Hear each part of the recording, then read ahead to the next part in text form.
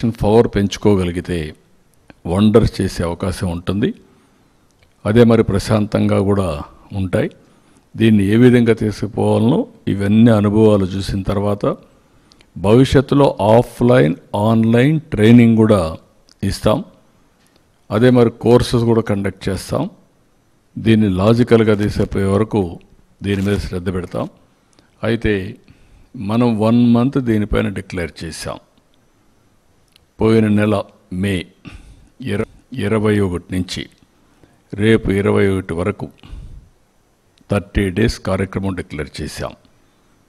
ఆ కార్యక్రమం వివరాలు క్యాలెండర్ వైజ్ డే వైజ్ దీన్ని పర్ఫెక్ట్గా మానిటర్ చేశాం.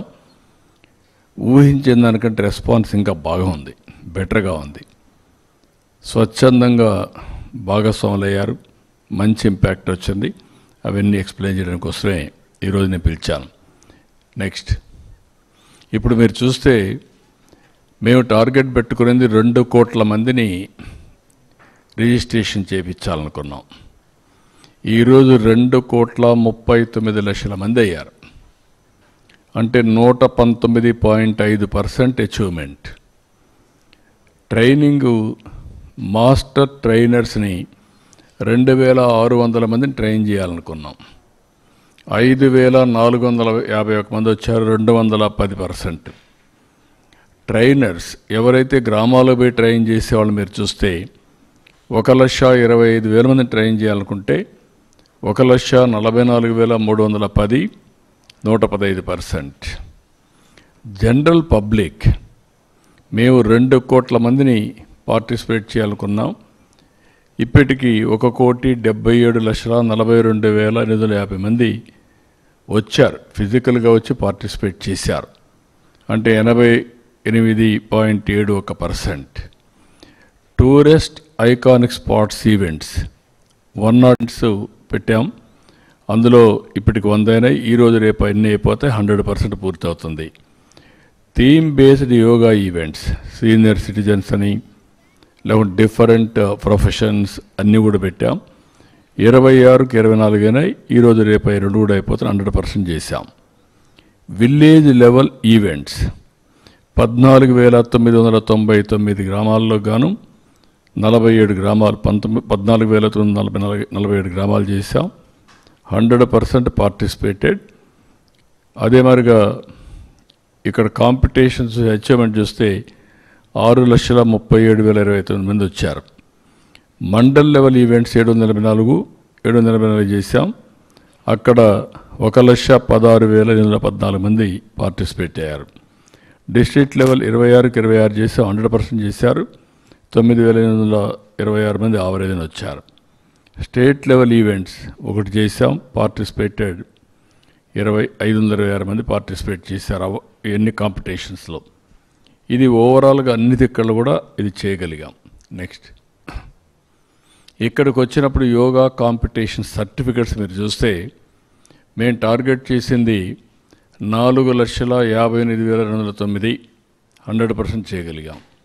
మండల్ లెవెల్లో 46,107, 100% అయింది. డిస్ట్రిక్ట్ లెవెల్లో 874 అయింది, 100%. యోగా మాస్టర్ ట్రైనర్స్ 5,451 అచీవ్ చేయగలిగాం. యోగా ట్రైనర్స్ 1,44,310 అది కూడా అచీవ్ చేశాం. సిటిజన్ సర్టిఫికేషన్ ఆఫ్ ఎక్సలెన్స్ 25 లక్షలు ప్లాన్ చేశాం. 27,55,476 ఇప్పటికే ఇచ్చాం, 108%. Certification of participation 1 day participate చేసినట్టు చూస్తే మేము 50 లక్షలు కొన్నాం. ఈరోజు 71,93,933 మంది వచ్చారు, 142%. ఈ 2 చూసిన తర్వాత ప్రజల్లో ఒక ఇంట్రెస్ట్ వచ్చింది. సర్టిఫికేషన్ వచ్చి అంటే 3 రోజుల పైనుండి చేసిన వాళ్ళు 27 లక్షలు చేశారు. ఒకరోజు చేసిన వాళ్ళు 72 లక్షలు చేశారు. ఇవన్నీ చూస్తే 1,58,299 మంది పార్టిసిపేట్ చేశారు, సర్టిఫికేట్స్ తీసుకోవడం అన్నీ కూడా. ఇంకో పక్క వెన్యూ రిజిస్ట్రేషన్ 1,00,000 ప్లేస్లు అనుకున్నాం మేము. ఈరోజు 1,29,249 మంది ప్లేసెస్లో లొకేషన్స్ రిజిస్టర్ చేశారు. అంటే 129%. అంటే దగ్గర 1,30,000 ప్లేసెస్లో ఆంధ్రప్రదేశ్లో ఎల్లుండి డెమాన్స్ట్రేట్ చేయబోతున్నారు. ఇప్పుడే ఆయుష్ సెక్రటరీ చెప్పాడు, భారతదేశం మొత్తం ఒక 6,50,000 నుంచి 7 లక్షల లొకేషన్లో దేశం అంతా కూడా పార్టిసిపేట్ చేస్తున్నారు. అంటే మొత్తం కలిస్తే 7.5 లక్షల నుంచి 8 లక్షల లొకేషన్స్లో ఎల్లుండి ఇక్కడి నుంచి లైవ్ వెళుతూ ఉంటే సైమల్టేనియస్గా ఆ టైంలో 8 లక్షల లొకేషన్స్ మొత్తం భారతదేశం ప్రపంచం మొత్తం 8 లక్షల లొకేషన్లో పార్టిసిపేట్ చేస్తున్నారు. ఇది నెవర్ ఇన్ ది హిస్టరీ. మళ్ళీ ఇది బ్రేక్ కావాలంటే ఇలాంటి ఈవెంట్ ఇంకొక పెద్ద ఎత్తున చేస్తే తప్ప బ్రేక్ చేసే అవకాశం ఉండదు. రేపు ఉద్యమ స్పిరిట్లో తీసుకుంటే అది కూడా 10 లక్షలు చేసేదని కూడా అవకాశం వస్తుంది. నెక్స్ట్ ఇక్కడ మీరు చూస్తే రిజిస్ట్రేషన్ క్లియర్ కట్గా ఏ జిల్లాలో ఎవరెవరు చేశారు పేర్లతో కూడా క్యూఆర్ కోడ్తో కూడా పెట్టేశాం. ఎక్కడ దీంట్లో అనుమానం లేకుండా everything QR code, Aadhaar, everything authentication. Next ఇక్కడ చూస్తే డిస్ట్రిక్ట్ వెన్యూ రిజిస్ట్రేషన్స్ లొకేషన్ నేను చెప్పాను. మొత్తం 1,29,249 ఉన్నాయి. ఇంకా కూడా కొంతమంది ఎక్కువ చేసుకుంటామని లిస్ట్ ఇచ్చారు. ఈరోజు అయిపోతాయి. అంటే 1,34,991 లొకేషన్స్లో మనం చేయడానికి ప్లాన్ చేస్తున్నాం. Next district wise training programmes అన్నీ మీరు చూసినప్పుడు మాస్టర్ ట్రైనర్స్, సిటిజన్స్ నేను ఇంతకుముందు చెప్పాను. దాన్ని ఇక్కడ బ్రేకప్ కూడా చూపించాం మళ్ళీ ఒకసారి. నెక్స్ట్ ఇక్కడ మీరు చూస్తే మొత్తం సింగిల్ లొకేషన్లో 3,19,000 మందికి అరేంజ్ చేశాం. సీట్లు కానీ అక్కడంతా మ్యాట్లు కానీ వాళ్ళు చేయడానికి. ఇవంతా కూడా 26 కిలోమీటర్ల డిస్టెన్స్. రామకృష్ణాపురం బీచ్ నుంచి భోగాపురం వరకు 26 కిలోమీటర్లు. Number of stewards identified and trained 4,600 మంది. Demonstrators identified 1,438. Number of instructors identified 907 మంది. ఇవన్నీ కూడా ఎక్కడికక్కడ ట్రైనింగ్ అంతా అయిపోయింది. నెక్స్ట్ ఇక్కడ పారామీటర్స్ మీరు చూస్తే మొత్తం 3,50,000 మందిని మొబిలైజ్ చేస్తున్నాం టెంటేటివ్గా. నెంబర్ ఆఫ్ పీపుల్ రిజిస్టర్డ్ ఇప్పటికే 1,90,000 మంది అండర్ ప్రోగ్రెస్ ఉన్నారు. మిగిలినటన్నీ కూడా ఫైనలైజ్ అవుతున్నాయి. 9,995 వెహికల్స్ని సిస్టమేటిక్గా పెట్టి 50 సీటర్ బస్సెస్ కానీ 3,200, 40 seater buses 4,095, autos 2,500, maxi cabs ఒక 200, మొత్తం పార్కింగ్ ప్లేసెస్ కూడా 75 ఐడెంటిఫై చేసాం. ఎవ్రీ బస్కి ఒక మనిషిని పెట్టాం. అతను కూడా జీపీఎస్ ట్యాగింగ్ పెట్టాం. ఎప్పుడు బయలుదేరుతారు, ఎంత టైంలో వస్తారు, ఇవన్నీ కూడా సిస్టమేటిక్గా మొత్తం కూడా ట్యాగ్ చేసి వెన్యూ తిరుగుడు కన్ఫ్యూజన్ లేకుండా పర్ఫెక్ట్గా చేశాం. ఇక్కడ మొత్తం కంపార్ట్మెంట్స్ 326 ఉన్నాయి. ఇక్కడ 326 కంపార్ట్మెంట్స్ అంటే ఎవ్రీ కంపార్ట్మెంట్ ఆవరేజ్న 1000 మంది ఉంటారు. 1000 మందిని లెక్కేసుకుంటే 3,26,000 మంది సింగిల్ లొకేషన్లో ఉంటారు. పక్కన ఉండేవి కొన్ని ఉంటాయి. ఇవి 326 కంపార్ట్మెంట్స్ మాత్రం. ఇక్కడ మీరు చూస్తే టాయిలెట్స్ 4,280 టాయిలెట్లు అరేంజ్ చేస్తున్నాం. టెంపరీగా 2,000, temporary constructions 1,500, cities private 500, accommodations near by 280. మొత్తం కలిస్తే 4,280. 100 మందికి ఒక టాయిలెట్ ఆర్గనైజ్ చేస్తున్నాం. అంటే మార్నింగ్ అవర్స్ కాబట్టి ఏమాత్రం ఇబ్బంది రాకుండా ఇవన్నీ కూడా ఆర్గనైజ్ చేస్తున్నాం. టీషర్ట్స్ మొత్తం 5 లక్షలు తెప్పిస్తున్నాం. వచ్చిన పార్టిసిపేట్స్కి అందరికి టీషర్ట్ ఇస్తాం. అది వేసుకొని వాళ్ళు చేసేందుకు అవకాశం ఉంటుంది. యోగా మ్యాట్స్ కూడా 5,06,053 వచ్చాయి. అవి కూడా ప్రొవైడ్ చేస్తాం. టీషర్ట్ కానీ యోగా మ్యాట్ కానీ they can take. They can practice in future also. Wifi points ఒక 326 పెట్టాం. నెంబర్ ఆఫ్ ఎల్ఈడి స్క్రీన్స్ 335 అంటే 326లో 335 పెట్టాం.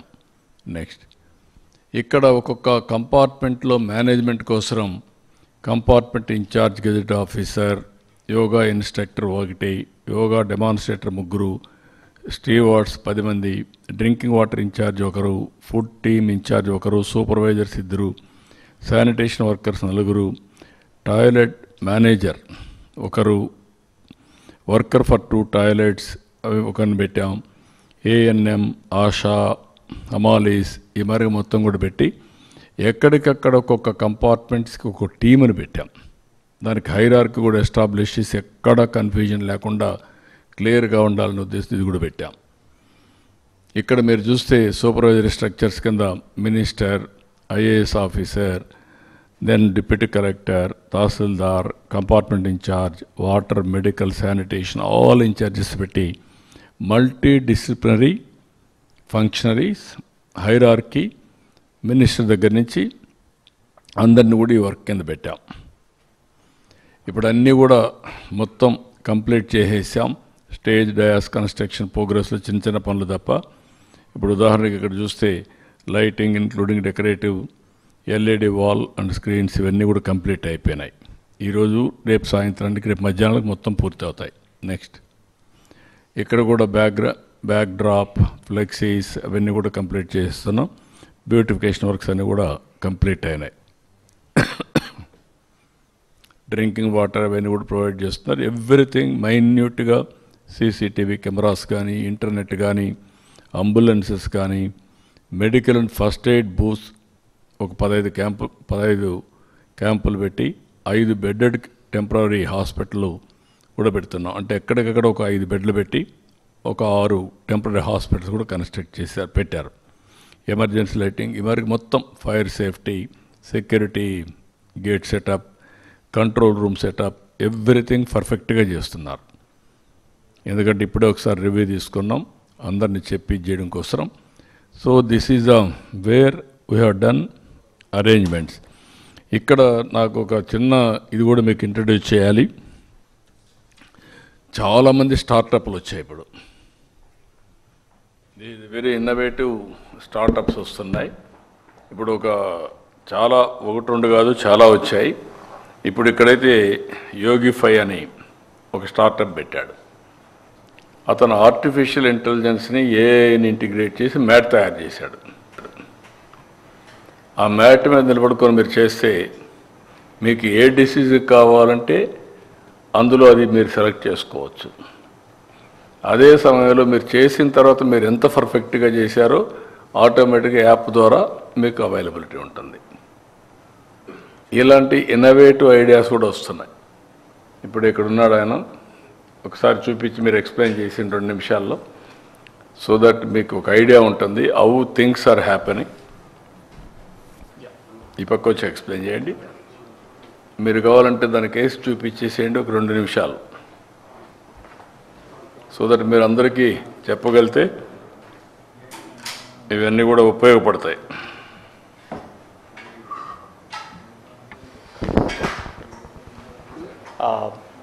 Can we show this one? Yeah, please take it on.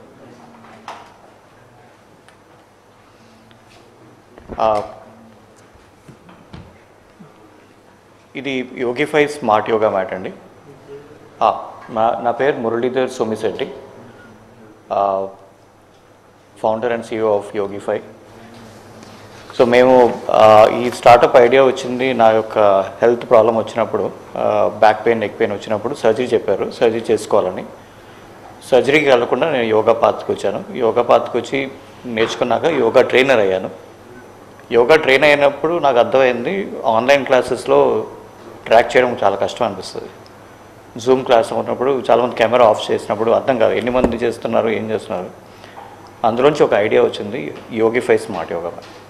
ఒక మ్యాట్ ఒక టీచర్కి అసిస్టెంట్ లాగా ఉంటుంది, స్టూడెంట్కి ఒక గైడ్ లాగా ఉంటుంది. వాళ్ళిద్దరికీ సరిపోయే విధంగా ఎందుకు మ్యాట్ చేసామంటే, కెమెరా అంటే అందరికీ ప్రైవసీ వల్ల ఇబ్బంది ఉంటుంది కెమెరా ముందు చేయాలంటే. మ్యాట్ అంటే కెమెరా లేకుండా ఇందులో సెన్సర్స్, ఇందులో ప్రతి స్క్వేర్ ఇంచ్లో సెన్సర్ ఉంది. ఈ 2 లేయర్స్ మధ్యన సెన్సర్స్ ఉంటాయి. ఇది ఒక మన పేటెంటెడ్ టెక్నాలజీ ఇండియా యూఎస్లో. ప్రౌడ్ విషయం ఏంటంటే ఇదంతా ఆంధ్ర వాళ్ళే చేసాం. We're the co-founders of all of us are from Andhra and made in India అండి, కంప్లీట్లీ మేడ్ ఇన్ ఇండియా. చాలామంది చైనా మ్యాట్స్ వాడుతుంటారు, మేము ఇది ఇండియాలోనే చేసాం ఎండ్ టు ఎండ్, మొత్తం మ్యానుఫ్యాక్చరింగ్ అంతా కూడా. సో ఇందులో ఉన్న డివైస్ ఇది హార్డ్వేర్. ఇది మ్యాట్ బ్లూటూత్ ద్వారా యాప్తో కమ్యూనికేట్ చేస్తాం. ఈ యాప్ అనేది ఇక్కడ చూపిస్తాను నేను క్విక్గా. సో ఎవరైనా యాప్ ఇన్స్టాల్ చేస్తే ఏముందంటే కంటెంట్ వస్తుంది మనకి, యూట్యూబ్లో కానీ అన్ని క్లాసులు వస్తాయి. దానివల్ల డిసడ్వాంటేజ్ ఏంటంటే అది క్లాస్ వస్తూ ఉంటుంది, మనం ఏం చేస్తున్నామో తెలియదు. ఈ యాప్ ద్వారా ఏమవుతుందంటే ఇందులో కంటెంట్ వస్తుంది, మ్యాట్ కనెక్ట్ అయ్యగానే అసలు ఏం చేస్తున్నారు మీరు యాప్ తగ్గట్టుగా, అంటే కంటెంట్ తగ్గట్టుగా. ఒక ఆసన చేయమని అన్నప్పుడు మీరు చేయలేకపోతే కరెక్ట్గా చేయడం ఎలాగో చెప్తుంది, ఒక 2 రీట్రైస్ వస్తుంది, చేసే వరకు మీకు హెల్ప్ చేస్తుంది, చేయకపోతే నెక్స్ట్ మూవ్ అవుతుంటుంది. సో దీనివల్ల ఏంటంటే మీకు అడ్వాంటేజ్ అంటే వీడియో కూడా ఆగిపోద్ది మీకు వచ్చే వరకు, తర్వాత ముందుకెళ్తుంది. సో ఇది అడ్వాంటేజ్. ఈ యాప్లో అన్ని క్లాసెస్ ఉన్నాయండి, diabetes, stress management, weight management. చాలామంది అథ్లీట్స్ ఈ మధ్యన రికవరీతో చాలా కష్టపడుతుంటారు ఇంజురీస్తో. సో అథ్లీట్స్ కూడా క్రియేట్ చేస్తాం. సో అథ్లీట్ వెల్నెస్ ఇది యాపిల్ వాళ్ళు మొన్న రీసెంట్గా లాస్ట్ వీకే హాల్ ఆఫ్ ఫేమ్లో యాప్ని పెట్టారు. It's India's pride. యూఎస్లో ఇది హాల్ ఆఫ్ ఫేమ్లో పెట్టారు యాపిల్ వాళ్ళు. And this is the app. It can be useful for tracking balance, flexibility, strength and alignment. Thanks. ఏమైనా డౌట్స్ ఉంటే చెప్పండి మీకు ఏమన్నా. ఇప్పుడు ఇలాంటి యాప్లు చాలా వస్తాయి. Artificial intelligence is the order of the day. అందుకే నెక్స్ట్ లెవెల్కి వెళ్ళాం మనం, quantum computing, quantum valley. So that data will be generated, all data real time solution రావాలంటే రైట్ సొల్యూషన్, కంప్యూటింగ్ ఫాస్టర్గా ఉండాలి. అందుకే we're going for quantum computing. That is where we're establishing quantum valley. So Andhra's అంతా brains అన్నీ quantum computers మరి తయారు కావాలి. That is my idea. So we're working. AI అంటే ఇండియా, అందులో 35% తెలుగు కమ్యూనిటీ. దీనికి కారణం 25-30 ఇయర్స్ బ్యాక్ వేసిన ఫౌండేషన్. ఐటీకి ఆ రోజు హైటెక్ సిటీ విత్ ఐటీ, ఈరోజు quantum valley with artificial intelligence. ఆ స్టేజ్కి రీచ్ అయ్యాం. నెక్స్ట్ దీన్ని డే టు డే యాక్టివిటీస్లో అనుసంధానం చేయాల్సిన అవసరం ఉంది. హెల్త్ కూడా నేను ముందే చెప్పాను మీకు, yoga is the best prevent హెల్త్కి. It will cure so many problems. ఆయన ఒక ఎగ్జాంపుల్ చెప్పారు. ఆయనకు ఆపరేషన్ చేసుకున్న సమయం నుంచి ఈ ఆపరేషన్ కాదు ఏం చేయాలని యోగా ప్రాక్టీస్ చేసి, ఇప్పుడు యోగా ఆయనకుండే టెక్నాలజీతో అనుసంధానం చేసుకొని ఇప్పుడు మ్యాట్ తయారు చేసి, అది కూడా ఒక మంచి కమర్షియల్ ఇది కూడా చేసి ఒక స్టార్టప్. ఎప్పుడు కూడా వైబిలిటీ రావాలి. వైబిలిటీ రావాలంటే కమర్షియల్ లేకపోతే వైబిలిటీ రాదు. Now is maintaining through app.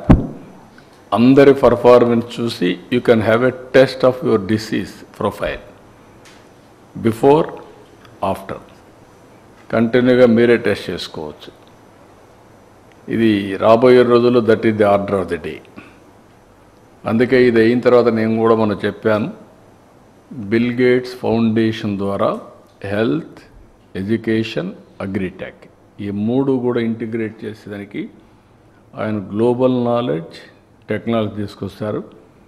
ఆంధ్రప్రదేశ్లో అమలు చేసి ప్రూఫ్ ఆఫ్ కాన్సెప్ట్ ఎస్టాబ్లిష్ చేసి దాని ద్వారా భవిష్యత్తులో ఇంకా ఏ విధంగా better preventive health, real time monitoring, curative 3 ఏ విధంగా చేయాలని ఆలోచిస్తున్నాం. ప్రివెంటివ్ హెల్త్కి yoga will be the best. Naturopathy and preventive health yoga ఈ 2 కాంబినేషన్. సో ఇక్కడ సత్యనారాయణరాజుని మీరు చూశారు, ఒక 750 బెడ్స్తో యోగా నేచురోపతి పెట్టాడు. చాలామంది బెనిఫిట్ అవుతున్నారు. ఇలాంటివన్నీ కూడా ఉపయోగించుకుంది. మేము ఎప్పుడో ఎన్టీఆర్ ఉన్నప్పుడే యోగా పరిషత్ పెట్టాం. అది ఇప్పుడు తెలంగాణకి వెళ్ళింది, బాగా జరుగుతుంది అక్కడ. అలాంటి ఏ విధంగా చేయాలని కూడా ఆలోచిస్తున్నాం. అవసరమైతే ఒక నాన్ ప్రాఫిట్ ఆర్గనైజేషన్ ఎస్టాబ్లిష్ చేసి సిఎస్ఆర్ ఫండ్స్ అన్ని తీసుకొని తద్వారా యోగాను కూడా ఎక్కడికక్కడ జిల్లా వారీగా కాన్స్టిట్యున్సీ వారీగా ఎవ్రీవేర్ ప్రమోట్ చేయడానికి అందరినీ దీంట్లో ప్రాక్టీస్ చేసే వాళ్ళందరినీ ఎంకరేజ్ చేస్తాం. ఇప్పుడు వాళ్ళు చేశారు, నేను వారిని మీకు ప్రజెంట్ చేశా అవేర్నెస్ కోసం. కడవన్నీ మీ టర్మ్స్ ఆయన టర్మ్స్ మీరు చూసుకుంటారు. నా పని ప్రమోట్ చేయడం వరకే నా పని. ఇంకొక ఆయన ఈయనకంటే బెటర్గా వచ్చాడు, ఇంకా ప్రోడక్ట్ బాగుంది, ఆ ప్రోడక్ట్ మీరు అడాప్ట్ చేసుకుంటారు. Everything is satisfaction. మీకు అప్లికేషన్ ఏంటండి డీటెయిల్స్ యోగిఫై అండి, యోగిఫై యోగా ప్లస్ వైఫైని కంబైన్ చేస్తూ యోగిఫై అని పెట్టాం. ఇప్పుడు ఇది మార్కెట్లో ఎంఆర్పి వచ్చి 15,000, యూఎస్లో వచ్చి $200. యాప్తో పాటు మెంబర్షిప్ అంతా ప్లానింగ్ ఉంటుంది. ఛార్జబుల్, రీఛార్జబుల్ అండి. బ్యాటరీ ఉంటుంది, మనం మొబైల్ ఛార్జ్ చేస్తున్నట్టు చేసుకోవచ్చు. ఒకసారి ఛార్జ్ చేస్తే 8 hours పనిచేస్తుంది, అంటే ఒక 1 week వరకు వాడుకోవచ్చు. పవర్ కూడా చేసుకోవచ్చు, పవర్తోనే పవర్తో కూడా చేసుకోవచ్చు, లేకపోతే ఇలాగే మీరు ఎక్కడైనా తీసుకెళ్ళచ్చు కూడా. అదే తీసుకెళ్ళచ్చు. 8 hours ఇంట్లో కూడా ఛార్జ్ చేసుకోవచ్చు. ఇంట్లో కూడా చేసుకోవచ్చు. చార్జర్స్ అన్ని సెపరేట్ తయారు చేశారా? చార్జెస్ అన్నీ కూడా ఇందులో సెపరేట్గా పార్ట్ అన్నమాట. ఓకే. అండ్ ఇందులో ఒక వేరియంట్ వచ్చిందండి, అది చెప్పాలనుకున్నా. ప్రైమ్ మినిస్టర్ గారు ఈ యొక్క టెక్నాలజీ బాగా లైక్ చేసి ఒక స్పెషల్ కాటన్ బేస్ చేయమన్నారు, అది కూడా చేస్తాం. కాటన్తో కూడా, అంటే సస్టైనబుల్ ఫ్రెండ్లీతో. That is good.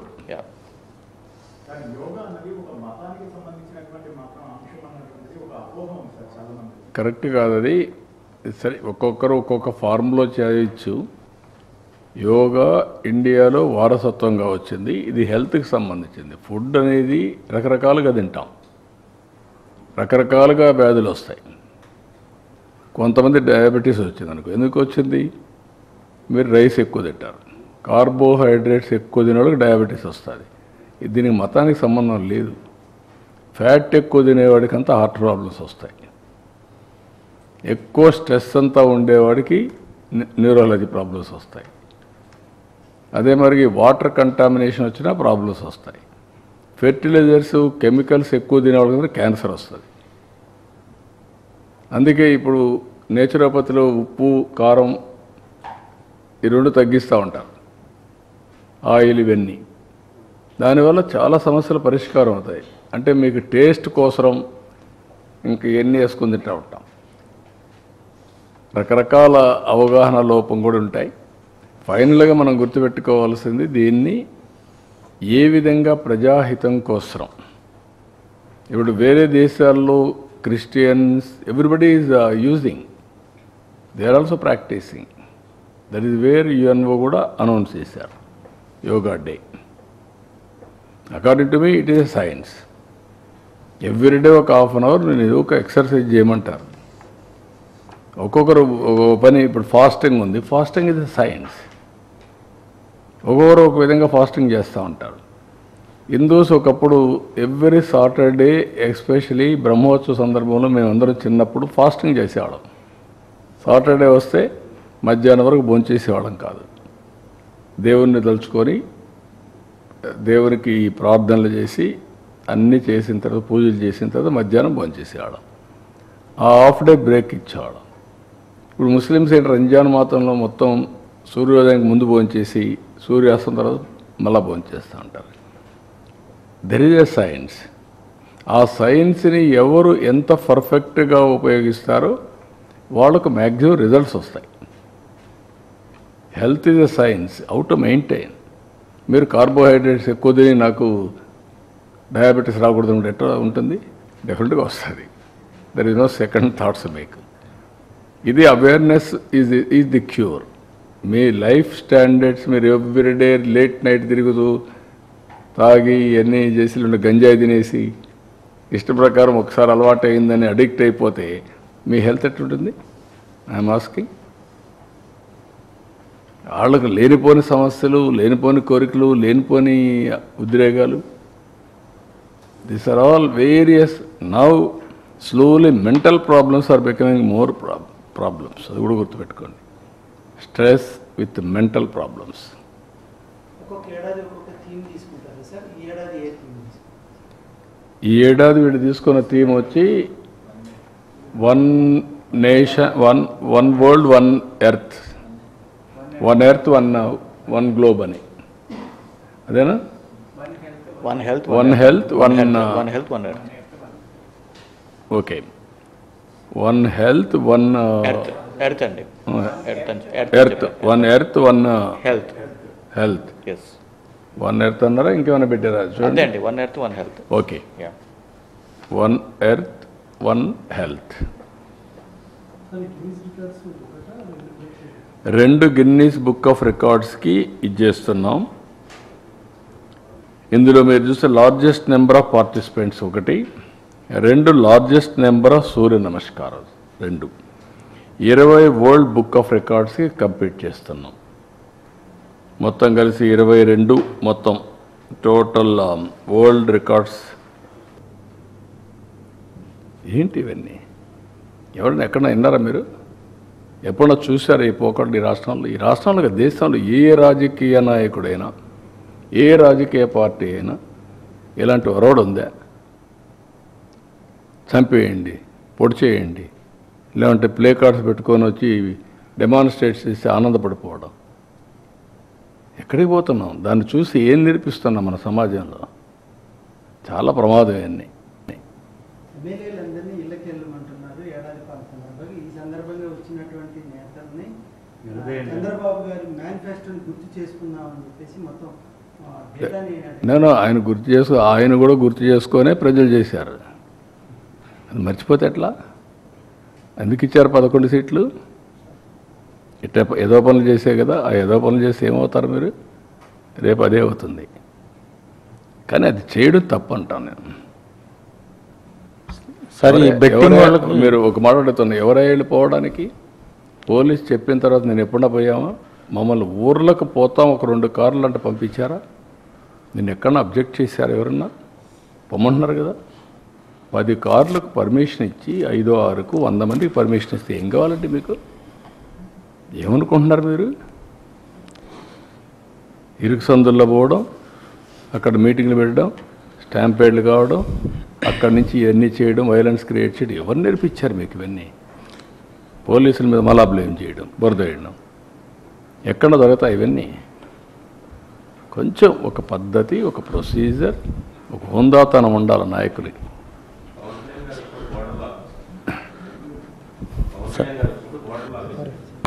సార్, అరెస్టులు కూడా విషయం.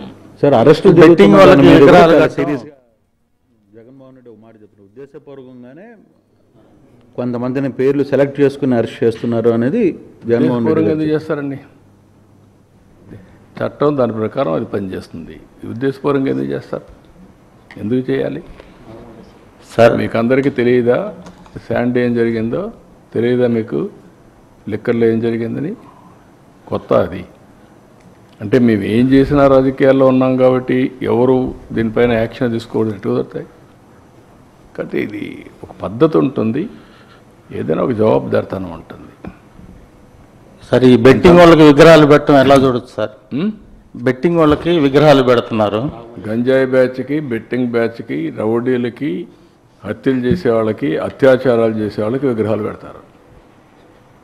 అందుకే మీరు ఒకసారి చరిత్రలో కూడా మీరు చూస్తే రాజకీయాలు మారిన తర్వాత ఇప్పుడు కొత్త బ్యాచ్ కొత్త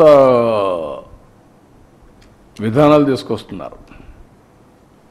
వాళ్ళే హీరోస్గా, ఇటు రౌడీజం చేసేవాళ్ళు హీరోలు, ఊర్లో భయభ్రాంతులు చేసేవాళ్ళు హీరోలు, లా అండ్ ఆర్డర్ మెయింటైన్ చేసేవాళ్ళు చేతకాని వాళ్ళు అనే పరిస్థితి తీసుకొస్తున్నారు. బెట్టింగ్ కట్టడం తప్పు కదండి. గంజాయి రాష్ట్రంలో ఎట్టుందండి ఒకప్పుడు? ఇప్పుడు కంట్రోల్ అయిందా లేదా? ఇంకా పూర్తిగా అయిందని నేను చెప్పను. నేను అప్పుడు ఎలక్షన్ అప్పుడు కూడా చెప్పాను, గంజాయి అనేది అడిక్షన్. ఒకసారి అడిక్షన్ అయినాక వాడు మానలేడు, ఆ పరిస్థితిలో ఉంటారు. బట్ ఎక్కడ ప్రొడక్షన్ లేకుండా చేస్తున్నాం, మక్కిలిరగ కొట్టేస్తామని చెప్తాను, ఈగలు పెట్టాం. ఇంకా చేయాల్సిన చాలా ఉంది. గంజాయి కానీ అది మన డ్రగ్స్ కానీ ఇప్పుడు ఏంటంటే ఎక్కడన్నా పోతే ఎంత బాధేస్తుందంటే 3 ఏళ్ళ అమ్మాయి పైన రేప్ చేస్తారా? Are you human being? నీ మైండ్ అంత ఖరాబ్ అయినాక నీ మైండ్ ఎట్ట బాగు చేస్తామండి నేను అడుగుతున్నా. ఒక మనిషి యొక్క మైండ్ ఇంత ఖరాబ్ అయిపోతే, వాడు ఉన్మాది మార్గం తయారైపోతే, ఈ ఉన్మాదులతో సమాజానికి ఎవరికి రక్షణ? మీ పిల్లలకు రక్షణ? లేదంటే మీ ఇంట్లో మీ మిస్సెస్ రక్షణ ఉంటుందా? ఆడబిడ్డ బయట వస్తుందా? ఎక్కడికి పోతున్నావు? ఇవి కంట్రోల్ చేయాల్సిన మెకానిజం రాజకీయ నాయకులు ఇష్టానుసారంగా సపోర్ట్ చేయడమా? అంటే ఏమనుకుంటున్నారు? ఏం చేసినా జరిగిపోతుంది అనుకుంటే ఎట్లా అవుతుందండి? నాకేం కోపంతో తీవ్రవాదుల పైన పోరాడానా? కోపంతో ఫ్యాక్షన్ రాజకీయాల పైన పోరాడానా? నా కోపంతో లేకపోతే కమ్యూనల్ వైలెన్స్ పైన పోరాడానా? రౌడీల పైన పోరాడానా? ఆ రోజు వాళ్ళు సెపరేట్ రాజకీయ ముసుగులో ఉండే కమ్యూనల్ ఎలిమెంట్స్ కూడా హ్యాండిల్ చేశాం. తీవ్రవాదులు కూడా కొంతమంది సపోర్ట్ చేసి వాళ్ళని ఐసోలేట్ చేసి ఎడ్యుకేట్ చేసి ఫైట్ చేశాం. ఒకసారి ఆ సమస్య వచ్చిన తర్వాత అది కూడా కొంత ఐడియాలజికల్ అంటే కాదు, మీకు సాధ్యం కాదని నేను ఆ రోజు చెప్పాను. ఇది సాధ్యం కాదని చెప్పాను నేను. ఇది రాజకీయ, ఆర్థిక, సామాజిక సమస్య. దీన్ని మీరు ఒకే దానికి ఇది తుపాకీతో మేము మొత్తం మార్చేస్తామంటే కుదరదని నా థీరీ. నేను ఫస్ట్ నుంచి అది చెప్తున్నా. రౌడీజం చేస్తే ఏమవుతుంది తెలుసా? మీ ఊర్లో ప్రజలందరూ గుర్తుపెట్టుకోవాల్సిన అవసరం ఉంది ఈ విషయంలో. ఒక ఊరిలో ఒక మంచివాడు ఉంటాడు. మంచివాడు ఊరంతా సపోర్ట్ చేస్తారు. ఒకడు రేప్ చేసో, మర్డర్ చేసో, లేదంటే ఇంకొక తప్పుడు పని చేసి జైలుకి పోయి వస్తాడు. వాడు బస్తీ మీద సవాలంటాడు. పెద్ద మనిషి సరెండర్ అయిపోతాడు. నాకెందుకు వచ్చింది వాడితోని. ఊరంతా సరెండర్ అయిపోతారు. ఇదేనా పద్ధతి? అంటే ఎక్కడికి తీసుకుపోతాం ఈ సమాజాన్ని? ఎవడికి న్యాయం జరుగుతుంది? ఒక రౌడీ శాసించే పరిస్థితులు ఒక ఊర్లో వస్తే మీరందరూ ఆలోచిస్తారా? చాలాసార్లు చెప్తా ఉంటాను నేను. మీ అమ్మాయికి పెళ్లి చేయాలంటే ఎంతమంది చూస్తారా? ఎన్ని తరాలు చూస్తారా మీరు? ఒక నాయకుడిని చూడరా? I'm asking. మీ భవిష్యత్తుని తీర్చిదిద్దే నాయకుడు మాత్రం మీరు చూడరు. మీ ఇంట్లో ఒక అమ్మాయిని తెచ్చుకోవాలన్నా, ఒక అమ్మాయిని ఇవ్వాలన్నా 7 తరాలు చూస్తారు, 10 మంది దగ్గర చెప్పించుకుంటారు. అప్పుడు కూడా కొన్ని జడ్జిమెంట్లో తప్పులు ఉంటాయి. కానీ ఒక నాయకుడి విషయాల్లో మీరు ఆలోచించకపోతే ఏం చేస్తారు మీరు? ఎట్లా న్యాయం జరుగుతుంది రాష్ట్రానికి? ఎవరన్నా రాశారనుకో, దానికి ఒక కలర్. వీళ్ళంతా సమాజానికి వ్యతిరేకం. నేను అడుగుతున్నా, పోయిన గవర్నమెంట్లో అరాచకాలు జరిగాయా లేదా? జరిగిన దానికి యాక్షన్ తీసుకోకుండా వదిలేస్తారా? అంటే నేను రాజకీయాల్లో ఉన్నాను కాబట్టి నా ఇష్ట ప్రకారం శాసిస్తాను, నేను చెప్పింది మీరు నమ్మాలంటే, నేను ఏం చేసినా అదే చట్టం అంటే హౌ ఇట్ ఈస్ పాసిబుల్? తప్పంటున్నాను. అది మీరన్నా మారాలి, లేకపోతే మీరు మార్చాలి రాష్ట్రానికి. లేకుంటే రక్షణ ఏముందండి ఈ స్టేట్కి? ఏ స్టేట్లోనే ఇలాంటివి ఉన్నాయా? ఉండవు. వితండవాదాలు వద్దు. మీరు మారండి. మారితే సమాజం మిమ్మల్ని యాక్సెప్ట్ చేస్తే అప్పుడు చూద్దాం. కానీ మీరు అలాంటి తప్పుడు పనులు చేసి నేను సమాజాన్ని అతలాకుతలం చేస్తాను ఇష్ట ప్రకారం మాట్లాడతా అంటే కరెక్ట్ కాదు. సార్, ప్రతి ఇంటికి టీడీపీ మేనిఫెస్టో అనేటువంటి ఒక కార్యక్రమానికి శ్రీకారం చుట్టాము. టీడీపీ గ్రామ నాయకులందరినీ కూడా ఎక్కడికక్కడ నిలదీయండి. మీ అందరికీ కూడా వైసీపీ అండదండలు అందిస్తుంది. నేను ఏమంటానంటే, నిలదీస్తే ఎవరు నిలదీయాలి? ప్రజలు అడిగితే సమాధానం చెప్పడం సిద్ధంగా ఉన్నాం. వైఎస్ఆర్ కాంగ్రెస్ అడిగితే మాత్రం తాట తీస్తా. Be clear, no question. నీకేం సంబంధం ఇక్కడ? రాజకీయం చేస్తే వదిలిపెట్టను. అదే ప్రజలు అడిగితే నేను సమాధానం చెప్తా, కన్విన్స్ చేస్తా, అన్యాయం జరిగితే కరెక్ట్ చేస్తా. అది ప్రజలకు, వీళ్ళకి కాదు. సరే, ఈ రౌడీ బ్యాచ్లు, గంజాయి బ్యాచ్లకి, బెట్టింగ్ బ్యాచ్లకి పరామర్శలు చేస్తూ లా అండ్ ఆర్డర్ వైలేషన్ అవుతుంది సార్. పూర్తిగా ప్రాణాలు పోతున్న పరిస్థితి ఉంది. ప్రాణాలు పోవడమే కాదు, ఇంకా భయంకరమైన పరిస్థితులు వస్తాయి. ఇలాంటి వాళ్ళు కానీ రోడ్డు మీదకి వస్తే ఇంకా భయంకరమైన పరిస్థితులు, ప్రమాదకరమైన పరిస్థితులు వస్తాయి. ప్రజలందరూ ఆలోచించుకోవాలి. నిన్న ఏంటండి, నిన్న 1 ఇయర్కి ముందు చనిపోయాడు. 1 ఇయర్కి ముందు చనిపోయిన వాడిని పరామర్శించాలని ఎవరు ప్రభుత్వం? నువ్వే కేటగిరీ గవర్నమెంట్. అప్పుడు రిజల్ట్స్ వచ్చాయి. నేను ప్రమాణ స్వీకారం చేసి 12వ తారీఖున నా గవర్నమెంట్ ఫామ్ చేసి 12వ తారీఖు తర్వాత. ఎప్పుడు చనిపోయాడు? నువ్వు ఉన్నప్పుడే. అంటే కనీసం అలాంటిది 1 ఇయర్ తర్వాత పోయి నువ్వు దాన్ని ఒక ఇష్యూ చేయాలంటే నీ వెహికల్స్ కొట్టి ఒకడు చనిపోతే పరామర్శించరా మీరు? ఒకరు ఫస్ట్, ఇంకొకరు నెక్స్ట్. కనీసం పరామర్శించారా? చూడరా వాళ్ళని? మనిషి ప్రాణానికి విలువ లేదా? బెట్టింగ్ ప్రాణానికి ఉన్నటువంటి విలువ మీరు చంపిన వాళ్ళకి లేదా? వాళ్ళ ప్రాణం కాదా? వాళ్ళ మనుషులు కాదా? ఏ విధంగా అర్థం చేసుకోవాలి? నేను ఎప్పుడూ ఉందాగా ఉంటామని రౌడీలు కూడా ప్రోత్సహించారనుకో నేను అసమర్థుడు అవుతా.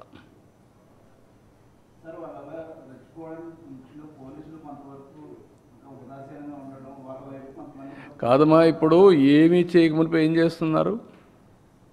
I'm asking. ఏమీ చేయకపోయినా నువ్వు దబాయిస్తున్నావు. ఒక రాజకీయ నాయకుడు నువ్వే లాగేసి నువ్వే పోతూ నీకు పర్మిషన్ లేదు, నువ్వు ఇవ్వలేదు. ఇవ్వకపోతే మార్గం ఏంటి? నీకు ఇచ్చింది 10 వెహికల్స్ ఎన్నో ఇచ్చారు, 4, 5 ఇచ్చారు కాన్వాయ్. 3 వెహికల్స్ 100 మంది వరకు మీరు అడిగి పోవచ్చు అన్నారు. వెళ్ళొచ్చు కదా? అంత మునిపే కొన్ని సంఘటనలు జరిగాయి కదా. కాబట్టి ఇది నేనేమంటానంటే, ఒక పద్ధతి లేకుండా చట్టాన్ని ఉల్లంఘించే వాళ్ళని ఏమనాలి? ఇప్పుడు నేను పోయినప్పుడు విశాఖపట్నం నిలిపేశారు, నేను నిలిచాను. నేను పోలేదే, నేను దౌర్జన్యం చేయలేదే. తిరుపతి నిలిపేశారు ఎయిర్పోర్ట్లో, నేను పోలేదే. తిరుపతి దేనికి పోతా అన్నాను? చిత్తూరులో నామినేషన్ వేయడానికి మీరు అబ్జెక్ట్ చేస్తే నేను పోతానంటే పోనలేదు. నిన్ను ఎక్కడ ఆపేవా? సంవత్సరం నుంచి ఆపలా కదా. కానీ నువ్వు ఎక్కడ పోతే గొడవ చేస్తే ఎట్లా? అంటే నువ్వు గొడవ చేసి ఈ ప్రభుత్వం పనికిరాని ప్రభుత్వాన్ని ఎస్టాబ్లిష్ చేస్తావా? అంటే నువ్వు ఒక మార్గాన్ని చూపిస్తున్నావు అందరికి రౌడీజం చేయమని. మళ్ళా మాట్లాడితే పాలిటిక్స్. అంటే 40,000 మంది ర్యాలీతో ఉన్నప్పుడు 40 మంది వచ్చి కావాలని అడ్డుకునే ప్రయత్నం చేస్తే ఆ 40,000 మంది రియాక్ట్ అయితే 40 మంది మీద ఏం జరగబోతుంది, ఎందుకు ఇటువంటి కుయుక్తులు చేస్తున్నారు అనేది జగన్ మాట్లాడుతుంది. పొదిలి సంఘటన నేను అడుగుతున్నా, 40,000 మందిని మార్కెట్ యార్డ్కి తీసుకుపోతావు? ఎందుకు నువ్వు మొబిలైజ్ చేసావని అడుగుతాను. 40,000 మందిని నువ్వే చెప్తున్నావు, నేను 40,000 మంది వచ్చారని. ఎందుకు 40,000 మందిని మొబిలైజ్ చేసావు? ఫస్ట్ ఆన్సర్ దానికి చెప్పు. లా అండ్ ఆర్డర్ క్రియేట్ చేయాలనే కదా. మార్కెట్ యార్డ్లో పొగాకు కొనుగోలు చేసేది ఇక్కడికి 40,000 మందిని పంపిస్తే ఆ పొగాకు ఏమవుతుందండి? రైతు ఏమవుతాడండి? అంటే నువ్వేం చేసినా జరిగిపోవాలన్నా? ఆర్గ్యుమెంట్కి కూడా జస్టిఫికేషన్ ఉండాలా, కనీసం ఇంగిత జ్ఞానం ఉండాలి. నేను ఎప్పుడు మహాడకూడదు అనుకున్నాను. ఇప్పుడు నేను మహాడకపోతే ఏమవుతుందంటే ప్రజలు కూడా అర్థం కాదు ఇవన్నీ. I have to educate them. Educate చేయకపోతే ఇవన్నీ కూడా బుల్డోజ్ చేయాలనో, బెదిరించాలనో, బ్లాక్మెయిల్ చేయాలని చేస్తే మాత్రం కరెక్ట్ కాదు ఎవరైనా సరే. Law and order is the top priority for any government, and also law and order is the priority of a civilised society. Civilised సొసైటీలో లా అండ్ ఆర్డర్ కానీ లేకుండా ఏ అమ్మాయినంటే అమ్మాయిని వీళ్ళ ఇష్ట ప్రకారం మొలాస్ట్ చేసి మాట్లాడితే మీకు వల్ల మొన్న చూశారు నా కాన్స్టిట్యున్సీ. సిగ్గుపడుతున్నా. ఏం చేయాలి ఆ కుటుంబాన్ని? ఎట్లా ట్రీట్ చేయాలి చెప్పండి? డబ్బులు ఇవ్వలేదు, డబ్బులు ఇవ్వ చెట్టుగా వేసి కట్టేసి కొడతారండి మీరు? ఇలాంటి వాళ్ళు చూసి వాళ్ళు స్పిరిట్ తీసుకున్నారు, స్ఫూర్తి. Kuppam constituency never there was a problem. నిన్న మళ్ళా ఇంకొక కేసు, ఒక ముస్లిం 2 కొట్టుకున్నారు, 2 YSR Congress. They are becoming a పెద్ద సమస్య అవుతున్నారు సొసైటీకి. రాజకీయ సమస్య, సొసైటీకి ఒక సమస్య. వాళ్ళకేంటి హిస్టరీగా తయారైపోయారు. ఏం చేసినా జరిగిపోతున్న పరిస్థితికి వచ్చారు. ఈ మధ్యకాలంలో అమ్మాయిలపైన దాడులు చేయడం అన్నింటిలో వీళ్ళు ఉన్నారు. ఏమనాలి వెళ్ళి మాట్లాడితే రాజకీయం.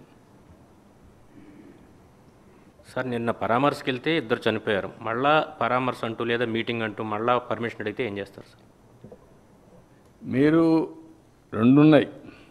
Government is very clear, we want to regulate. ప్రజా చైతన్యం తప్ప వేరే మార్గం లేదు. ప్రజలు ఇలాంటి వాళ్ళ పట్ల అప్రమత్తంగా ఉండకపోతే నష్టం సమాజానికి. ఎవరికి రక్షణ ఉండదు, ఎవరికి లాభం ఉండదు.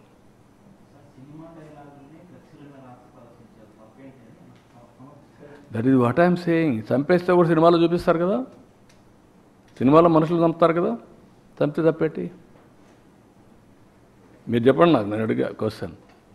అంటే ఇంక ఏంటి, నేను రేపు చేసినా చంపలేదు, తప్పలేదు, మా బాబాయిని లేపేసినా తప్పులేదు, నువ్వు అడగడానికి అంటే ఎక్కడికి పోతున్నాం మనం?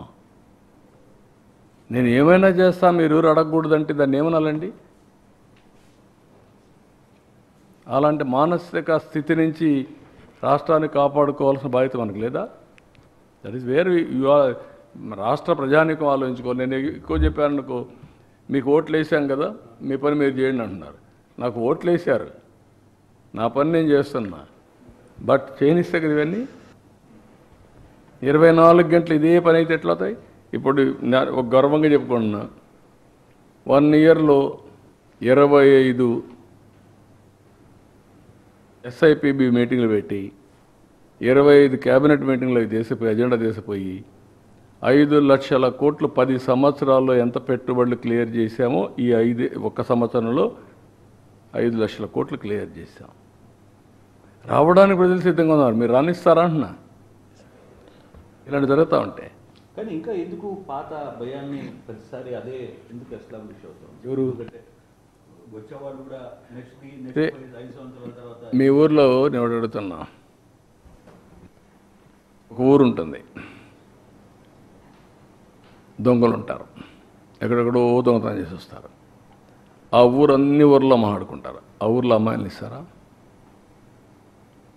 ఆ ఊర్లో పెళ్ళిళ్ళు చేసుకుంటారా? Why? That is the stigma. మనం గుర్తుపెట్టుకోవాలి, రాజకీయంగా చేయాలి, ప్రజాహితం కోసం చేయాలి. అట్లా కాకుండా ఇవన్నీ చేస్తే ఇదే ఉంటుంది. సార్, రాష్ట్రంలో ఇటువంటి పరిస్థితి ఉంటే పెట్టుబడిదారులు కానీ పరిశ్రమలు కానీ రావడానికి కాస్త వెనుగడిగేసే అవకాశం ఉండదు సార్? ఏమ్రా, రాష్ట్రంలో ఇటువంటి పరిస్థితులు ఉంటే నిత్యం అంటే వారానికి ఒకసారి 10 రోజులకు ఒకసారి ఇటువంటి సిచ్యువేషన్స్ అనేవి ఉన్నాయి. సో ఈ టైంలో పెట్టుబడిదారులు కానీ పరిశ్రమలు ఇండస్ట్రీస్ కానీ రావాలంటే ఆలోచించేటటువంటి అవకాశం ఉంటుంది కదా? అదే కాదు నేను చెప్పేది, అది రాకూడదని కదా చేసేది. ఇప్పుడు అంటే ఈ సంఘటనలన్నీ డెవలప్మెంట్ జరగకూడదు, ఆదాయం రాకూడదు, రాష్ట్రంలో ఏ పని జరగకూడదు, ఏ ప్రాజెక్ట్ కట్టకూడదు, కడితే పేరు వస్తుంది. కాబట్టి మీరు లాస్ట్ టైం చూశారు, నేను ఎన్నోసార్లు చెప్పాను మీకు, హైదరాబాద్ నగరం నేను చేశాను, తర్వాత వచ్చిన రాజశేఖర రెడ్డి వచ్చాడు. ఆ తర్వాత కొన్ని ప్రాజెక్టులు నిలిపేశాడు, కానీ హైటెక్ సిటీ కూల్చేసి ఎయిర్పోర్టు ఏది రానియకుండా చేసి ఉంటారు అనుకోండి, ఏమేంటిది ఆగిపోయింది సార్ అక్కడికి. మళ్ళీ తర్వాత వచ్చే వాళ్ళకు ఇలాంటి ఊపు వచ్చి ఉండేదా? ఆ రోజు ఎందుకు భయపడ్డాడు? ప్రజలను చూసి భయపడ్డాడు. ఒకవేళ కానీ దానికి అడ్డుపడితే ప్రజలు వ్యతిరేకం అవుతారని భయపడ్డాడు. ఇప్పుడు ఏం జరిగింది ఇక్కడ? అమరావతి దగ్గర నుంచి పోలవరం దగ్గర నుంచి నేను వచ్చాను, అతను చేసిన పనులు కూడా నేను క్యాన్సిల్ చేశాను. దాన్ని కరెక్ట్ చేసి మాడిఫై చేసి ప్రజాహితం కోసం ముందు తీసుకుపోతున్నా. వై?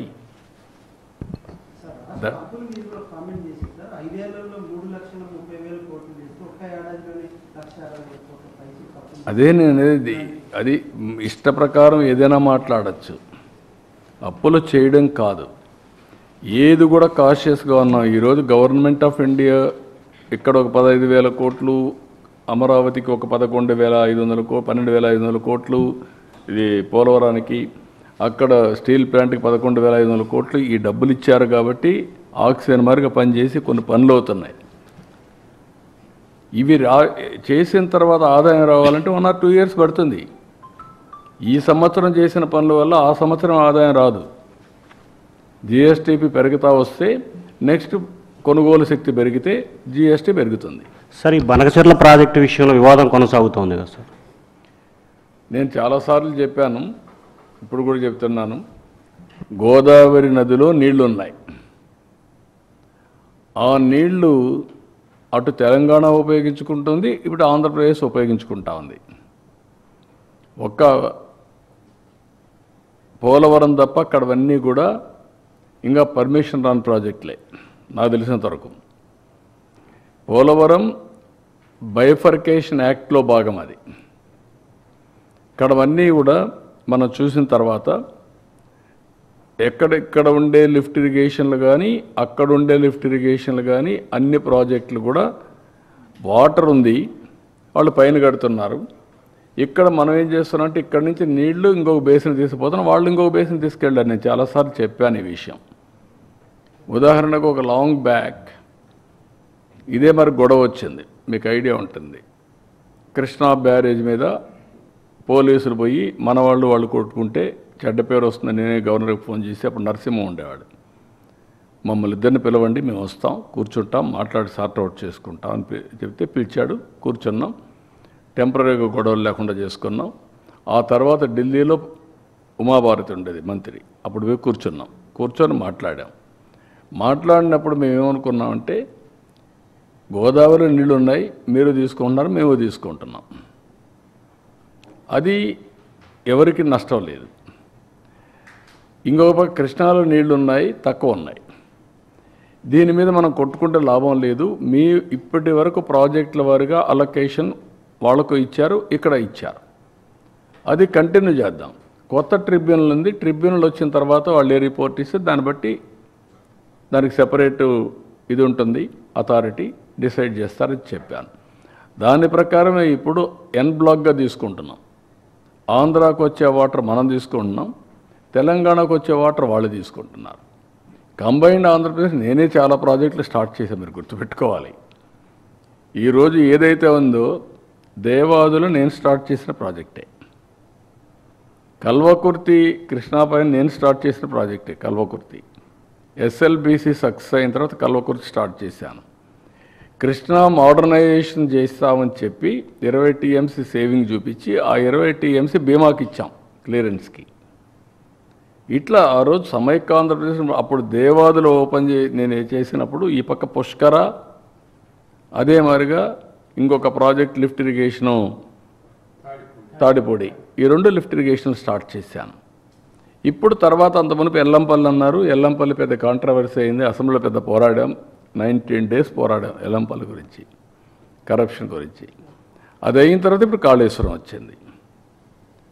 కాళేశ్వరం వచ్చినప్పుడు నేను చెప్పాను, మీరు కట్టుకుంటున్నారు, ఇట్స్ ఓకే, ఎప్పుడు కూడా నేను అబ్జెక్ట్ చేయలేదు. పై నుండి వాటర్ వాడుకుంటే నష్టమా, కింద నుండి వాటర్ వాడుకుంటే నష్టమా అండి? ఇది సముద్రంలో పోయే నీళ్ళు, వేస్ట్ అయ్యి సముద్రంలో పోతుంది. మీరు ఎక్కడ వాడుకుంటున్నారు? పైన నుంచి మీరు ఆ నీళ్లు వాడకపోతే ఎక్కడికి వస్తుంది? వీడికి వస్తుంది. ఎవరన్నా రేజ్ చేస్తే ఆ పాయింట్ రేజ్ చేస్తారు, నేను ఎప్పుడు రేజ్ చేయను. తెలంగాణ కానీ ఆంధ్ర కానీ తెలుగు కమ్యూనిటీ ఎందుకు మనం ఇష్యూస్ చేసుకుంటున్నాం? అమికబుల్గా ఇచ్చిపుచ్చుకునే ధోరణిలో సముద్రంలో పోయే నీళ్ళు మీరు వాడుతున్నారు, వాడండి. దానికి చట్టబద్ధ కావాలంటే గవర్నమెంట్ ఆఫ్ ఇండియాలో కూర్చొని మాట్లాడుకుందాం, అంతేగాని ఇష్యూ చేయడం ఎక్కడ లాజిక్ అంటున్నాను నేను, అది కరెక్ట్ కాదు.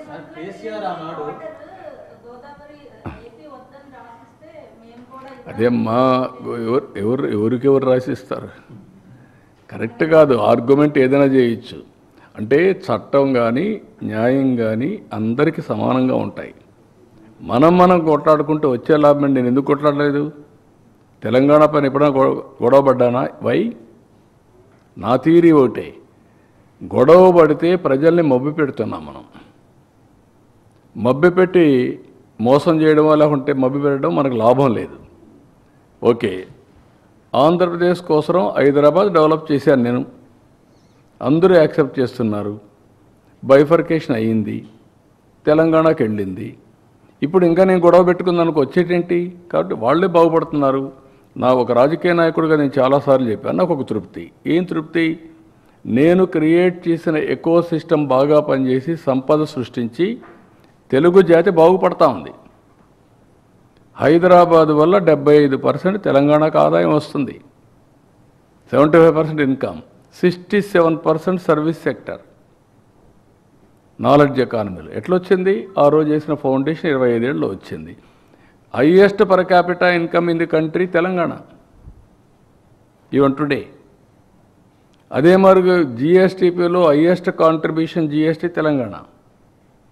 Why? That is the economy I visualised, I created.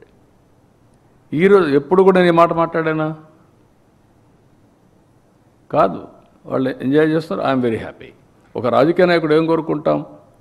మన వల్ల లాభం పొందాలి, మనం చేసిన పని వల్ల ఫలితాలు వస్తే అది ఒక సాటిస్ఫాక్షన్. ఇక్కడ అమరావతి ఒకప్పుడు చెప్పేవాడు, నేను హైదరాబాద్ కట్టినప్పుడు నేను నాకు ఉద్యోగం కోసం కట్టానా? ఇక్కడ అమరావతి కట్టాం. కడితే నాకు ఉద్యోగం కోసం కడుతున్నావా? రేపు తరాలకి, భావి తరాలకి, భవిష్యత్తు కోసం.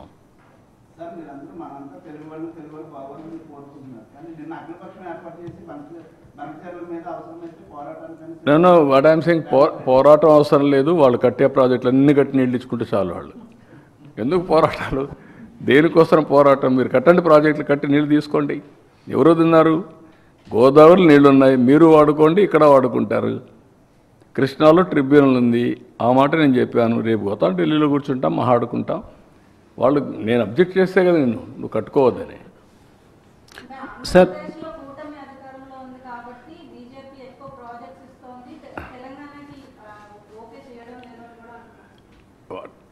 ఆ మాట నేను అందుకే నేను ఎప్పుడూ చాలా జాగ్రత్తగా ఉంటాను. డెఫినెట్గా ఏ గవర్నమెంట్ అయినా ఒక ఊర్లో ఓటేస్తే ఓటేసిన పని చేయమా? ఓటు ఏనాళ్ళకి పని చేస్తామా? ఓటు ఏనాళ్ళకి పని చేస్తే మనం ఓటు పని చేయడానికి మనకు ఓటు కావాలి కదా. మీరు గుర్తుపెట్టుకోవాల్సింది ఎవరికైనా సరే ఒక ఓటు బ్యాంక్ కానీ కొన్ని ప్రాంతాలు ఓటు వేసినప్పుడు వాళ్ళకి ప్రియారిటీ ఇస్తారు. అట్లని చెప్పి నేను అన్నీ మీరే ఇవ్వాలని నేను ఎప్పుడు మాట్లాడడం లేదు.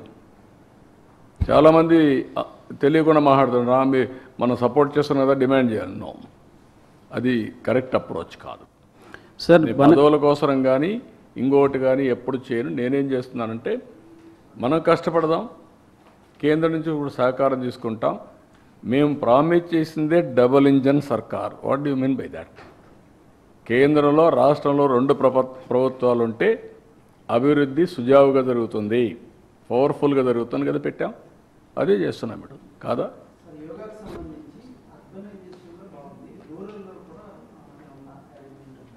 అన్ని ఊర్లో పెట్టాం. It is continuing all villages. Sir బనకచర్లపై అంటే బీజేపీ మీతో భాగస్వామ్యంగా ఉంది సార్. అక్కడ తెలంగాణలోనేమో వ్యతిరేకంగా వ్యతిరేకంగా మాట్లాడలేదు. వాళ్ళు కూడా వాళ్ళని ఏమంటే ఎవరికి అన్యాయం జరగకుండా చేద్దామన్నారు. దాంట్లో నేను కూడా దగ్గర మాట్లాడుతున్నా, నేను వ్యతిరేకంగా మాట్లాడుతున్నాను. ఇప్పుడు సార్ మీరు ఎన్డీఏలో భాగస్వామ్యం మీరే అంటున్నారు, మీరు వాళ్ళు మాట్లాడడం కూడా మీరు మాట్లాడడం లేదు ఏంటి అంటున్నారు. సార్ మీరు లాభం ఏంటి? ఎవరికి లాభం? మనం తిట్టుకుంటే కొంతమంది రాజకీయ నాయకులకి ఇదే కావాలనుకుంటున్నారు. వాళ్ళకి ఏంటంటే పబ్బం గడుపుకోవడానికి. అది ఎవరికి కావాలంటున్నా? అందరం కలిసి రాష్ట్రాన్ని పోటీపడి డెవలప్ చేద్దాం. తెలంగాణ నెంబర్ 1లో ఉండాలా, ఆంధ్ర నెంబర్ 1లో ఉండాలా. రేపు 20 ఏళ్ళ తర్వాత కూడా ప్రపంచంలో తెలుగు కమ్యూనిటీ నెంబర్ 1గా ఉండాలా. దానికోసం పనిచేయండి. I will very happy. What all ఇచ్చిపుచ్చుకునే దూరం నుండి ఇచ్చిపుచ్చుకుందాం.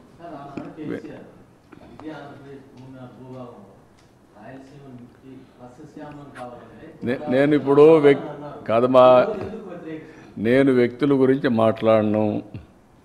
నా ఉద్దేశం అది కాదు. పార్టీల గురించి మాట్లాడను. ఇష్యూ గురించి చెప్తున్నా. అందరం కలిసి తెలుగు జాతిని ఆకాశం వైపు నడుపుదాం, తీసుకెళ్దాం. మీరు ఫైట్ చేయండి, మీరు ఎంపవర్ చేయండి. ప్రపంచమే హద్దుగా చేసుకొని అభివృద్ధి చేద్దాం. నెంబర్ 1 అంటూ ఒక అడ్వాంటేజ్ వచ్చింది. Telangana is a gold mine. మంచి రాష్ట్రం. ఆ ecosystem is very powerful ecosystem. అది రావాలంటే చాలా టైం పడుతుంది. ఇక్కడ యాగం చేయాలి, ఇది చేయాలి. నేను యజ్ఞం మారి చేస్తామంటే ఇక్కడ కొంతమంది ఆ యజ్ఞాన్ని భంగం చేయడానికి, ఆ ఫలితాలు ప్రజలకు అందకుండా చేయాలని అన్ని ప్రయత్నాలు జరుగుతున్నాయి. అది కరెక్ట్ కాదు. సార్ మీరు ఎన్డీఏలో భాగస్వామిగా ఉన్న బనకచర్లకు సంబంధించి అనుమతులు రావడం మాయేనని నిన్న తెలంగాణ ముఖ్యమంత్రి రేవంత్ రెడ్డి వ్యాఖ్యానించారు. నీకు కావాల్సింది మసాలా. ఈ రాష్ట్రంలో మంచి కాదు. ఏం లేదు. నేను నా నేచర్ను 40 ఏళ్ళ నుంచి చూసేవయ్యా. నేను ఎవరితో గొడవ పెట్టుకోను. రాష్ట్ర హితం కోసం ఎవరితోనైనా పోరాడతా. ప్రజాహితం కోసం నా పోరాటాలు ఉంటాయి తప్ప వ్యక్తుల కోసం కాదు. ఒకవేళ ఒకరు మాట్లాడగట్టు నువ్వే మాట్లాడతావు అంటే కరెక్ట్ కాదు. అందరం కలిసి అక్కడ తెలంగాణ అభివృద్ధి కావాలి, ఆంధ్ర అభివృద్ధి కావాలి. గోదావరిలో ఎవ్వరికి డిస్ప్యూట్ లేవు, బోలెడని నీళ్ళు ఉన్నాయి. ఎవరి శక్తి ఎంత అంటే అంత తీసుకుపోయి ఇంట్లో పెట్టుకోవచ్చు, పొలాల్లో పెట్టచ్చు, అన్ని చెరువులు పెట్టచ్చు, ఏం నష్టం లేదు. That is what I want to give a message. ఎవ్వరికి నష్టం లేదు. 3000 టీఎంసీ నీళ్లు సముద్రంలోకి పోతున్నాయి. 100 సంవత్సరాల ఆవరేజ్. తెలంగాణ ఎగిరెగిరి తీసుకుంటే ఒక 200 టీఎంసీ తీసుకుంటారా? ఆంధ్ర ఎగిరెగిరి తీసుకుంటే ఒక 100 టీఎంసీ తీసుకుంటారు. వర్షాలు బాగుపడితే అవి కూడా అవసరంలే, అక్కడే వచ్చేస్తాయి నీళ్ళన్నీ.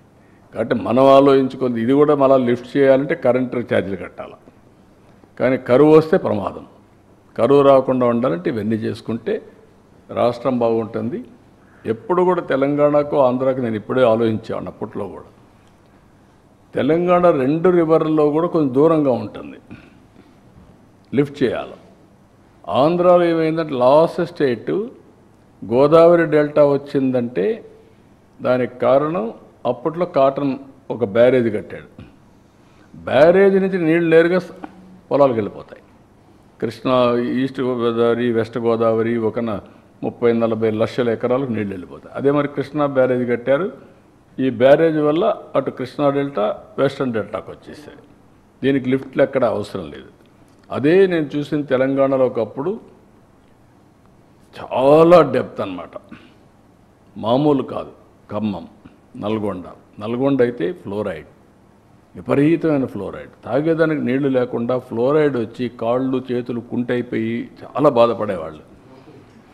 డ్రౌట్. అనంతపూర్ అయితే one of the dessert. Mahabubnagar అయితే చాలా సమస్యలు ఉండేటివి. అలాంటి వచ్చినప్పుడు ఫస్ట్ టైం ఎన్టీఆర్ ఇది తీసుకొచ్చాడు, SLBC Nagar Sagar left main canal తీసుకొచ్చి నల్గొండకు నీళ్ళు ఇచ్చింది ఫస్ట్ టైం. ఆ తర్వాత నేను లిఫ్ట్ పెట్టి కంప్లీట్ చేసి మాధవరెడ్డి కెనాల్ అని పేరు పెట్టి నీళ్ళన్నీ కంప్లీట్ చేశాం. దానివల్ల తాగేదని నీళ్ళు వచ్చాయి ఫ్లోరైడ్ నుంచి. తర్వాత సక్సెస్ అయిన తర్వాత నేను దేవాదుల స్టార్ట్ చేశాను. ఇది సక్సెస్ అయిన తర్వాత కల్వకుర్తి స్టార్ట్ చేశాను. దానికి ప్యారలల్గా ఒకటి ఇక్కడ స్టార్ట్ చేశాను. ఈ తర్వాత వచ్చిన వాళ్ళు ఇంకొన్ని ఎక్కువ స్టార్ట్ చేశారు. It is a continuous process. Even ఒకప్పుడైతే నాకు ఆర్డిఎస్ పెద్ద సమస్య ఉండేది. ఆర్డిఎస్ ఏంటంటే తెలంగాణలో ఒక 40,000 ఎకరాలు మహబూబ్నగర్ నీళ్ళు వెళ్ళాలి. ఎప్పుడు వచ్చేటివి కాదు. అప్పుడు కూడా గొడవలు. కర్నూలు వర్సెస్ మహబూబ్నగర్ జిల్లా. ఆ నీళ్ళు అక్కడ మళ్ళా నేను దాన్ని బైపాస్ చేయడానికి జూరాల నుంచి నీళ్లు తీసుకొచ్చా. ఆ ఆయకట్టుని స్టెబిలైజ్ చేస్తే జూరాలను తీసుకొచ్చి ఆ నీళ్ళు ఇచ్చి ఇక్కడ రాకపోయినా అక్కడన్నా పెట్టాలని ఆ నీళ్ళు ఇచ్చాం. ఇట్లా వేరియస్ ఎఫర్ట్స్ చేశాం. ఇప్పుడు కూడా ఎఫర్ట్స్ చేయకుండా మనం అనవసరంగా టైం వేస్ట్ చేసుకోవడం కరెక్ట్ కదా నా ఉద్దేశం. మీరు కూడా గుర్తుపెట్టుకోవాలి. మీరు చెప్పినట్టు మీ ట్యూన్లో ఆయన అట్టన్నాడు నువ్వు ఇట్టను, నా పాలసీ కాదది. నా పాలసీ ఒకటే, ఎక్కడున్నా అందరం బాగుపడాలి. నేను ఇప్పుడు కాదు, మీరు గుర్తుపెట్టుకోవాలి. వాజ్పేయి గారు ప్రధానమంత్రిగా ఉన్నప్పుడు నదుల అనుసంధానానికి శ్రీకారం చుట్టింది నేనే, దేశం మొత్తం. అప్పుడే మహారాష్ట్ర నుంచి సురేష్ ప్రభు ఉండేవాడు, అతను టాస్క్ ఫోర్స్ వేయించాం. ఆయన ఇచ్చే లోపలనే, రిపోర్ట్ ఇచ్చే లోపలనే వాజ్పేయి గారి గవర్నమెంట్ పోవడం, కాంగ్రెస్ దాన్ని పక్కన పెట్టడం చేశారు. ఇప్పుడు నేషనల్ హైవేస్ రోడ్స్ ఉన్నాయి. ఆ రోజు నేను సజెస్ట్ చేశాను ప్రధానమంత్రికి, లేదంటే టెలికమ్యూనికేషన్ సెక్టర్, ఇవన్నీ ఉన్నాయి.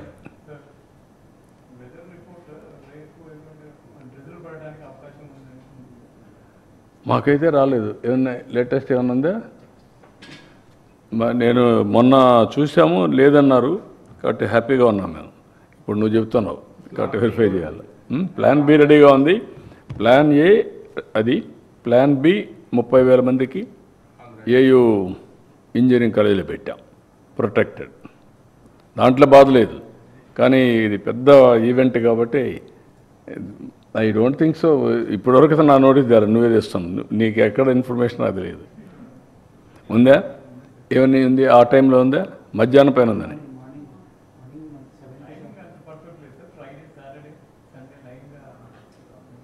మార్నింగ్ ఉందా? టైమింగ్ లేదు. నాకు మా వాళ్ళు చెప్పింది అంటే ఈవినింగ్ రావచ్చు, మార్నింగ్ లేదన్నారు. కనుక్కుందానండి,